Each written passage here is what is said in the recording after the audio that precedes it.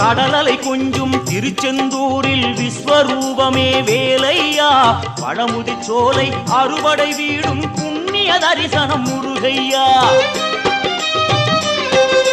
திருநீர் அணிந்து வரும் போது நெஞ்சில் நிம்மதி பிறக்குது கந்தையா சுகனே சிவனார் மகனே உன்னை பாட பாட சுகமாகுதையா வேல் முருகா அரோகரா அரோகரா வேல் முருகா